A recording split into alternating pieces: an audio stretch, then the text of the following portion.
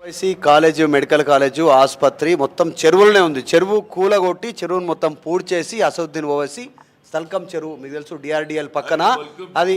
ఆయన ఏం మాట్లాడాడు? ఆయన వేరేది మాట్లాడండి. మీరు కొత్తది పెడుతున్నారు పంచాయతీ. ఆయన ఏం పెట్టినాడు? ఆయన తమ్ముడు ఏమన్నాడు? అక్కడ ఒక కాలేజ్ ఉన్నది, స్కూల్ పిల్లలు పేదోళ్ళకు ఉన్నది, అది కూలగొట్టొద్దని అడిగిండు. మెడికల్ కాలేజ్ కాదు. ఇప్పుడు మీరు అది అక్కడ ఇంతకుముందు డిఫెన్స్ది ఉండే. అసదుద్దీన్ ఓవైసీ నిర్మాణం చేపట్టినటువంటి ఆ బిల్డింగ్స్, ఆ కాలేజీలు, ఆ మెడికల్ కాలేజు అవన్నీ కూడా ఎఫ్టీఎల్ పరిధిలో లేవు, బఫర్ జోన్లో లేవు. అసలు చెరువులనే ఉంది ఆయనది మొత్తానికి సంబంధించి. ఆయనది కూలగొడతారా? నాగార్జునది, సినిమా స్టార్ నాగార్జునది కూలగొట్టిర్రు, ఓకే, యాక్సెప్టెన్స్ ఉంది. ప్రజలంతా హ్యాపీగా ఉన్నారు. అసద్ కూలగొట్టే దమ్ముందా కాంగ్రెస్ ప్రభుత్వానికి? చూడండి, ఎవరికి భయపడేది లేదు.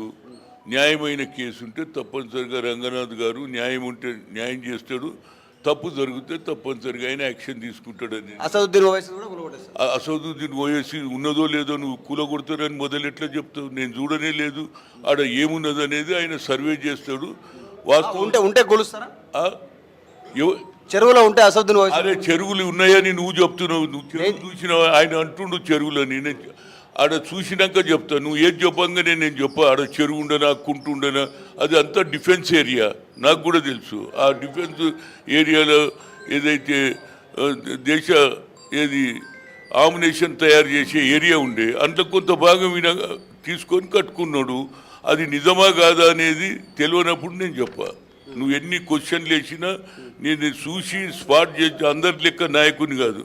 ఒకవేళ ఉంటే మాత్రం కూలగొడతారు. కుంట ఉన్నదా లేదా అని నువ్వు తెలుసుకొని వచ్చినాక ఆ కుంట చూసి మా మ్యాప్ చూసినాక మాట్లాడతా. అప్పటిదానిక మాట్లాడు. ఎస్, విహెచ్ ఏం మాట్లాడారు చూసాం. విహెచ్ కొంచెం కర్ర విరగదు పాము చావదు అన్నట్టుగా కొంచెం డిఫెన్స్ ఏరియా ఉంది అంటూ డిఫెన్సివ్లోనే మాట్లాడారు. కొంచెం డిఫెన్స్ పద్ధతిలోనే మాట్లాడుకుంటూ వచ్చారు. ఇదే ఫాతిమా ఓవైసీ కాలేజ్.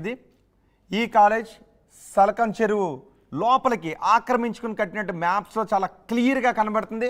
మరి హైడ్రా ఇప్పటికే ఎన్నో భవనాలను నేలమట్టం చేసేసింది, ఇంకా ఎన్నో భవనాలను నేలమట్టం చేస్తాము అని చెప్తోంది. ఇక్కడ మరి ఫాతిమా కాలేజ్ ఏదైతే సల్కం చెరువు లోపలికి కట్టారో అది కూడా క్లియర్గా హైడ్రా విడుదల చేసిన 58 చెరువుల్లోనూ ఉంది. ఇప్పుడు ఈ విషయంలో హైడ్రా ఎటువంటి చర్యలు తీసుకుంటుందో మనం చూడొచ్చు. ఇది చూసారా ఒకసారి? ఇదంతా కూడా ఫెన్సింగ్ వేశారు. ఆ ఫెన్సింగ్ వేసిందంతా కూడా జిహెచ్ఎంసీ వేశారని చెప్తున్నారు. ఏదైతే ఈ కాలేజ్ను ఆక్యుపై చేశారో కాలేజ్ ముందు నుంచి కూడా మనకి ఈ కలర్లో కనిపిస్తుంది కదా, ఈ ముందు నుంచి ఇదంతా కూడా ఇక చెరువు ఆక్యుపై చేయకుండా ఉండడానికి, ఆక్రమణకు గురి కాకుండా ఉండటానికి జిహెచ్ఎంసీ ఈ ఫెన్సింగ్ అంతా కూడా వేసింది. సో ఇక్కడికి చాలా డేర్ చేసి మా ప్రతినిధి వెళ్ళారు. అక్కడ ఎలాంటి పరిస్థితి ఉందో